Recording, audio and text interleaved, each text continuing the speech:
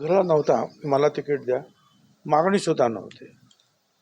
परंतु महायुतीची जी चर्चा दिल्लीमध्ये झाली तिथल्या वरिष्ठ नेत्यांबरोबर सगळ्यांची आणि महाराष्ट्रातील वेगवेगळ्या जागांच्या बाबतीमध्ये कोण उमेदवार, कुठली जागा कुणाला द्यायची, या संदर्भातली जेव्हा चर्चा झाली त्यावेळेला अचानक माझं नाव त्यांनी पुढे आलं आणि सांगितलं की मग इथे भुजबळांनी नाशिकला उभं राहावं.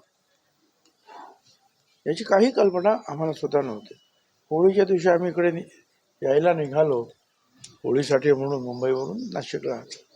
तर अर्ध्या वाटेतूनच आम्ही परत गेलो बोलवलं म्हणून आणि त्यांनी सांगितलं की असं असं जे आहे ठरलेलं आहे आणि ते वरिष्ठ पातळीवर ठरलेलं आहे.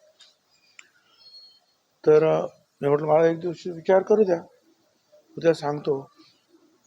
आणि बराच विचार केल्यानंतर आम्ही दुसऱ्या दिवशी आमच्या चीफ अजितदादा, प्रफुल्ल पटेल या सगळ्यांना सांगितलं.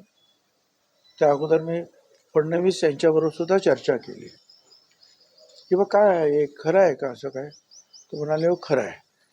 काय तिथे अशी चर्चा झाली आणि त्याप्रमाणे वरिष्ठांकडून सुद्धा असा प्रस्ताव आला आणि तो त्यामुळे तुम्ही आवाज उभं राहावं लागेल.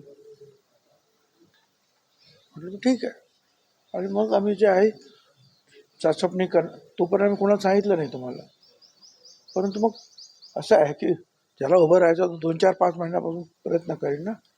आता अचानक हे नाव पुढे आल्यानंतर मी ताबडतोब आलो आणि काही लोकांची चर्चा सुरू झाली आणि त्यावेळेला जो आहे ही गोष्ट बाहेर गेली, मीडियामध्ये गेली आणि त्यामुळे नाशिक पुन्हा एकदा चर्चेमध्ये आलं.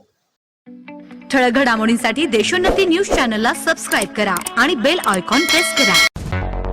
मुंबई, पुणे, नागपूर, मराठवाडा असो का विदर्भ, राजकीय, सामाजिक, शैक्षणिक क्षेत्र असो का क्रीडा, सर्वच घडामोडीचे विश्लेषण पाहायला विसरू नका.